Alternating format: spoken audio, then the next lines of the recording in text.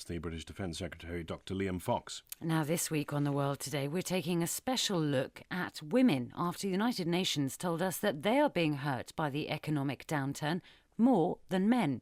One reason is that they start from a lower position. Women tend to be paid less than men. Only a fraction of the leaders of top companies are women, and only 27 of the UN's 192 countries have female leaders. Earlier this year, Kamla Persad-Bissessar became the first female Prime Minister of Trinidad and Tobago. We got her together with two students to discuss it. Jyotsna Sarah George, a university student from Delhi, and Shannon McNamara from New Jersey, who spent a lot of time in Tanzania. Shannon began by asking the Prime Minister how hard it had been to reach her current position. It is difficult in politics. In my country, very male-dominated it was. I have to say was now. Isn't that nice that we can say was? I find there are a lot of double standards in terms of what is expected from a woman in public life. The bar is set so much higher when you're female, so that you have to work so much harder to get there. The good news is it is possible to get there. Mm-hmm. Yeah, I just wanted to ask you, how have your personal experiences and your struggles in getting and reaching where you are today, how have those experiences shaped your understanding of women's rights? The famous saying, women's rights are human rights. There are a lot of areas in my country that I am working on to empower women. For example, we are in the process now of appointing members to state boards. And I have committed to putting a certain number of women on these boards where previously you would not have had so many women. In Trinidad, the ages are very low. Girls can be married at 12 for mostly young Muslim girls. Now, in this position that I hold, I want to bring the groups together, the religious groups, and have consultations because, I mean, why would you want to be married at 12 years old? You're a child at that age. So it is something I want to revisit and review. I do not agree with it. Not in today's world. Well, I know the statistic that in Tanzania only 5% of all girls graduate high school, mainly not because they aren't as bright, but because, the parents want them to care for the siblings and plant the beans, fetch the firewood instead of studying like the boys. Mm-hmm. I was wondering if you know what percent of girls graduate high school in Trinidad.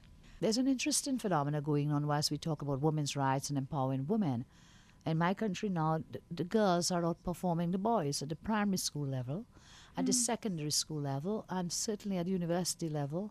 I don't know if that is the experience where you are. Actually, in India, in at least the end of school exams, it's been seen repeatedly, I think, over the past 5 years that the girls tend to outshine the boys. I don't know how, but it's been happening. I know that in Tanzania there are extremely few female role models for girls my age, and in America we have so many. I mean, for me, I know that I really look up to and admire Condoleezza Rice.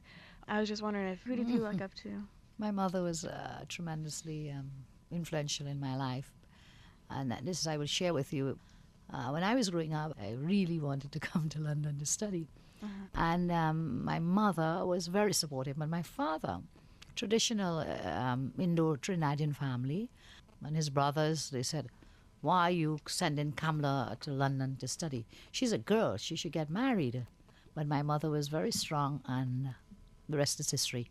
I'm very grateful for that experience to have had that education here and elsewhere.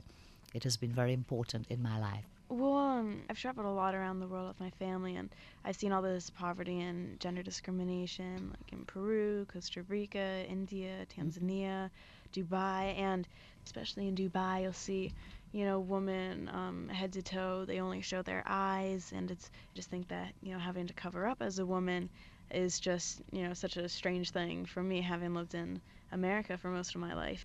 So I was just wondering, what your input on that was. It is not politically appropriate at times to comment on issues like that. But I'm not going to duck the question. I totally disagree with it. I do believe in those nations that women are treated second, third, and fourth class. In my country, very few people cover up, but some do. There are some groups, Muslim groups, where the women do cover up. And I think in Trinidad it is done more from choice than from compulsion. If that is their choice, that's okay. But wherever it occurs, I agree with you. I think it's scary too, that you can't see a person I wanted to ask you, what generally important a role will women be playing in bringing about social change? Well, let's take the empirical evidence first. The data shows very clearly that where there are women leaders and where there are more women involved in governments, that the social agenda is much improved. That for the future, more and more women, because of education, will be empowered and will come into leadership positions and therefore be able to influence the social agenda. If there's a final word I would like to leave with you, it is this. You work hard and study hard, and there's nothing that you cannot achieve, male or female. And for women, you have to work harder. Kamla Persad-Bissessar, Prime Minister of Trinidad and Tobago. Quick recap on the main news out of southern Russia today. Armed men have carried out